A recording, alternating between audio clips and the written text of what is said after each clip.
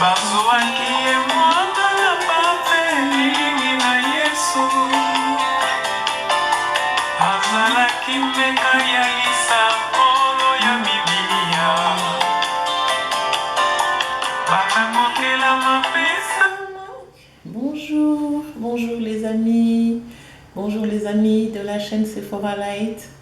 C'est votre soeur, c'est votre maman, votre amie Sephora Light, notre chaîne, notre relation d'amitié, notre relation de cœur, parce que nous parlons de notre cœur, nous parlons de notre Seigneur, notre Sauveur Jésus-Christ.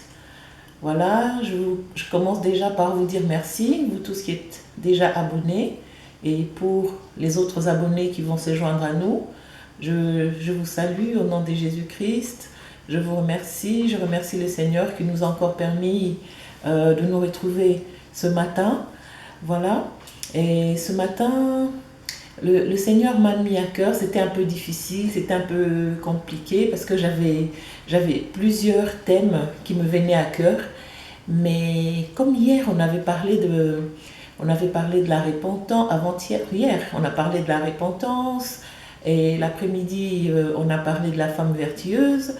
Et aujourd'hui, dans ma prière, je dis, Seigneur, qu'est-ce que tu aimerais que nous puissions partager ensemble? Comme je vous ai dit hier, on a été coupés, mais je voulais dire que bientôt, il y aura un numéro qui sera là, en bas de l'écran. Ça sera un numéro où nous pourrons rentrer en contact. Peut-être si vous avez des sujets à proposer, ou même si vous voulez qu'on discute par rapport à ce que je fais, bientôt il y aura un numéro qui sera en bas de l'écran. Voilà, je vous remercie vraiment pour vous tous qui êtes déjà abonnés. Je vous remercie de continuer à me suivre. Comme je vous ai dit, je voulais que les choses se fassent dans la simplicité, même dans la simplicité, parce que notre Dieu est simple. Et moi, je voulais aussi garder cet esprit d'humilité, cet esprit simple pour pouvoir mieux rentrer en communion avec Dieu déjà lui-même et aussi avec vous, parce qu'on ne vient pas chez des gens comme ça, on ne s'impose pas, mais c'est plutôt, ce que je cherche, c'est de créer une relation d'amitié qui va tous nous amener vers notre Seigneur, notre Sauveur. Comme je vous ai dit hier, la personne qui est élevée ici, c'est Jésus-Christ de Nazareth.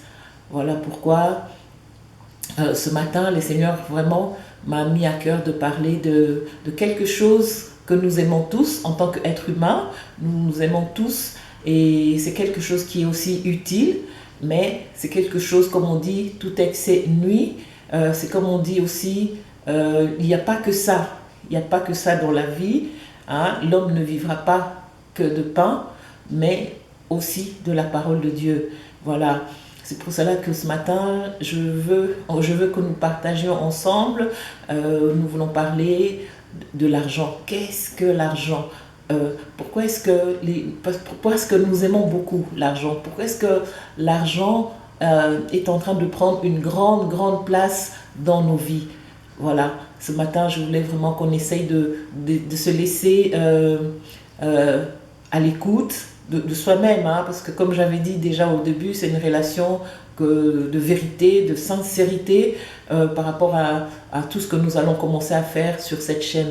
Parce que si on n'est pas sincère, si on essaye de cacher ou de se couvrir, on ne pourra jamais comprendre. Et cette lumière qui vient de notre Seigneur Jésus-Christ ne viendra pas s'installer dans nos vies. Parce que nous savons que tout ce que Dieu a fait est bon. L'argent, c'est bien, mais il ne faudrait pas que nous devenions l'esclave de l'argent.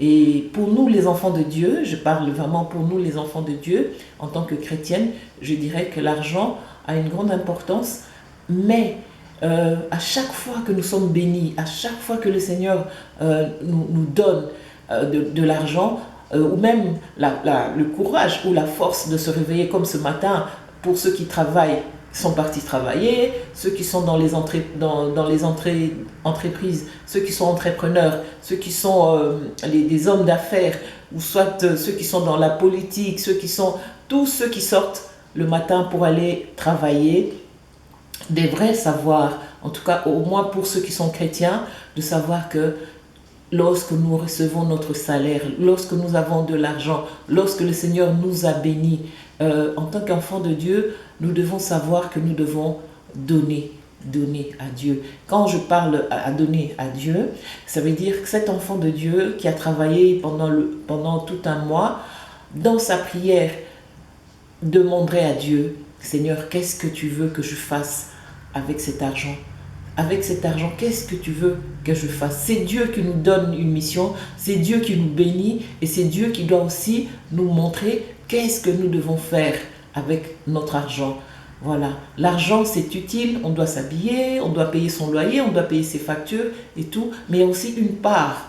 Il y a aussi une part pour Dieu, il y a aussi une part de Dieu. Ça veut dire quoi? Quand je parle de ça, je veux dire que le Saint-Esprit, nous aide dans notre prière pour que nous puissions demander et recevoir la réponse de Dieu pour dire qu'est-ce que nous devons faire, qu'est-ce que je fais avec mon salaire, qu'est-ce que je peux faire pour être agréable à Dieu, pour que Dieu, on a vu dans la Bible Caïn et Abel, ils ont travaillé, ils ont été bénis dans leur travail et chacun a voulu bénir Dieu avec ce qu'il a reçu. Mais aujourd'hui, quand nous travaillons, quand nous recevons notre paye, quand nous avons d'entrée d'argent, qu'est-ce que nous faisons avec? Qu'est-ce que nous pensons aux autres? Est-ce que nous avons déjà eu l'idée de demander à Dieu, Seigneur, montre-moi vers qui je dois aller? Qui a besoin? Qui est dans le besoin? Qui est dans le besoin? Qui est-ce que je peux aider? Aujourd'hui, c'est vrai que tout le monde va dans des orphelinats, il y a des gens qui vont voir des veuves, mais il n'y a pas que ça. Il n'y a pas que des veuves, il n'y a pas que des orphelins, il y a encore plus que ça. C'est pour cela, ce matin, ma prière, c'est vraiment de pouvoir vous dire, qu'on puisse comprendre comment faire lorsque j'ai ma paye. Qu'est-ce que je peux faire avec l'argent? Comment est-ce que je peux faire que l'argent ne devienne pas mon maître et que je ne dépende que de l'argent? Aujourd'hui, on voit, il y a des couples qui se divisent à cause de l'argent. Aujourd'hui, on voit, il y a des familles qui se divisent à cause de l'argent. L'argent, la richesse, ce sont des choses que la parole de Dieu nous dit. Lorsque Jésus-Christ a jeûné pendant 40 jours et le diable est venu le tenter. Le diable est venu le tenter en lui proposant les choses du monde. C'est ça, les choses du monde. Avec l'argent, on achète les choses du monde. Mais ces choses-là, est-ce que nous allons les emporter lorsque nous partirons vers notre Seigneur? Parce que le Seigneur a dit qu'il est parti nous préparer une place. Mais cette place-là, puisque lui, il est parti nous préparer une place, nous, ici sur la terre, nous devons aussi nous préparer. C'est pour cela, pour se préparer, on a besoin de l'argent. Et notre argent, c'est bien pour nous vêtir, pour que nous puissions nous nourrir, mais c'est aussi pour aider les pauvres, aider le prochain. Pensez à ça, c'est très important. C'est très important. C'est avec ça, comme on dit, hein, on ne sera pas sauvé à cause de nos œuvres. Mais quelque part, je pense que aussi le Seigneur serait content de nous lorsqu'il nous verra en train d'aider son prochain. Quand on était enfant, on était parti à Kananga. Hein, on a passé en tout cas une bonne partie de notre enfance à Kananga. Et quand nous sommes arrivés là-bas, les domestiques avaient dit à notre maman, « Maman, tu verras tous les jeudis dans des quartiers résidentiels, il y a des dames qui viennent, ce sont des dames sorcières qui viennent pour demander de l'aide. Elles viennent rester devant les portails pour qu'on les aide. Il ne faut jamais les aider parce que ce sont des sorcières. Et si vous les aidez, ah ben, elles vont vous envoûter. » Et bien voilà que notre maman, hein, c'était bizarre, elle, c'était vraiment le contraire. Alors, elle a acheté des sacs de riz, sacs de sucre, des savons. Et quand ces femmes-là venaient devant notre portail, ma mère, elle avait fait des sacs de 1 kilo, 1 kilo de riz, 1 kilo de sucre, du savon. Elle donnait à ces femmes-là. Puis comme nous, on avait entendu, parce qu'on entendait nos domestiques dire à notre maman de ne jamais faire ça. Parce que ce sont des sorcières, elles vont nous envoûter. Alors nous, on voit notre maman, tout le jeudi, elle préparait des petits paquets, des savons. Et quand ces femmes, elles arrivaient vers 10h, 11h du matin comme ça, on voyait, ma mère qui sortait pour aller leur distribuer la nourriture.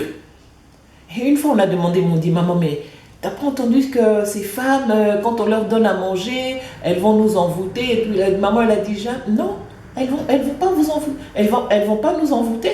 Au contraire, c'est en faisant du bien que nous, on est en train de renvoyer leur effet négatif.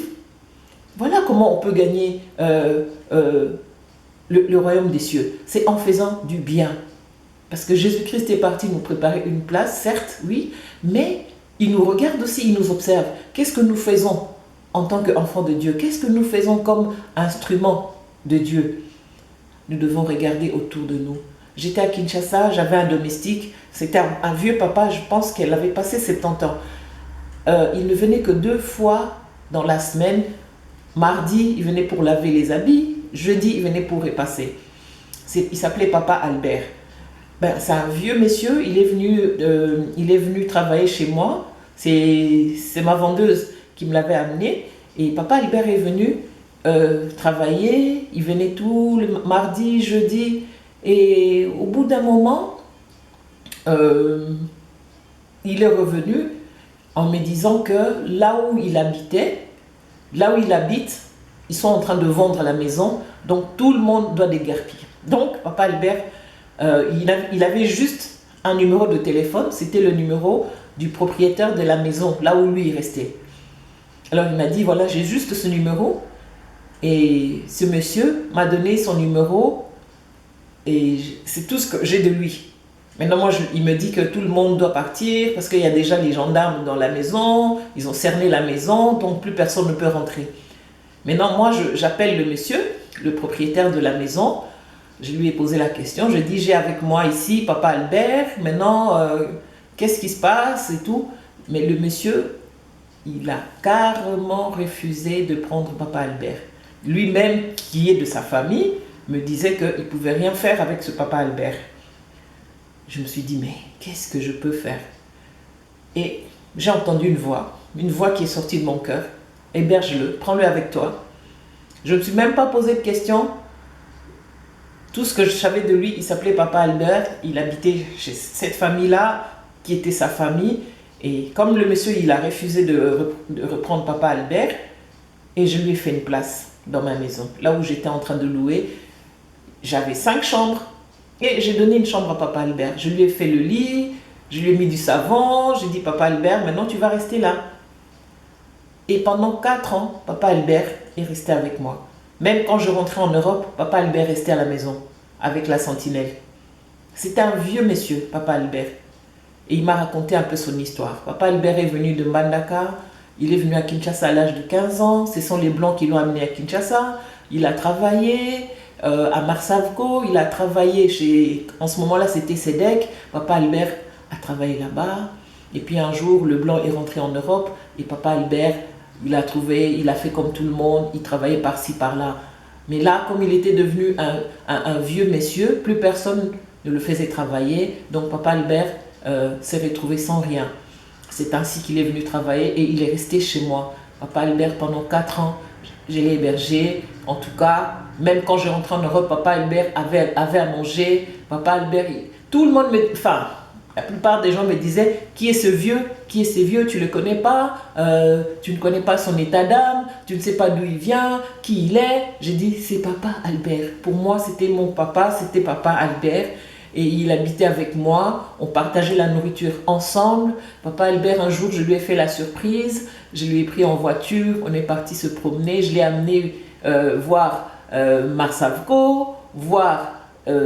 SEDEC, là où il a travaillé. Aujourd'hui, ce n'est même plus SEDEC. En ce moment-là, c'était Select. Mais non, je ne sais pas. Ça a été vendu aux Libanais, je pense. Donc maintenant, vous voyez, le bien qu'on fait. Papa Albert, il est resté avec moi pendant 4 ans, jusqu'à ce qu'il a commencé à être malade. Il avait l'Alzheimer. Papa Albert, un jour, il est sorti. Papa Albert, il était perdu. Il ne savait plus comment rentrer parce qu'il était malade, parce qu'il avait l'Alzheimer. Il ne se souvenait plus l'adresse de la maison. Voilà. Et aujourd'hui, Papa Albert n'est plus là. Mais moi, je pense à l'amour de Dieu. Je pense que Jésus-Christ est parti nous préparer une place. Mais il nous observe, comme j'ai dit, il nous observe. Qu'est-ce que nous faisons ici sur terre avec notre argent? Quelle est la place que l'argent prend dans nos vies pour que nous nous détournions des gens, pour que nous n'arrivons pas à aider son prochain?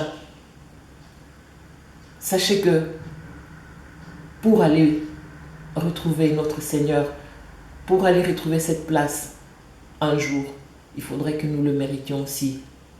Pensez à ceux qui n'ont pas. Aidez ceux qui n'ont rien. C'est ainsi que le Seigneur nous donnera notre place au ciel. Soyons en bon terme avec les gens.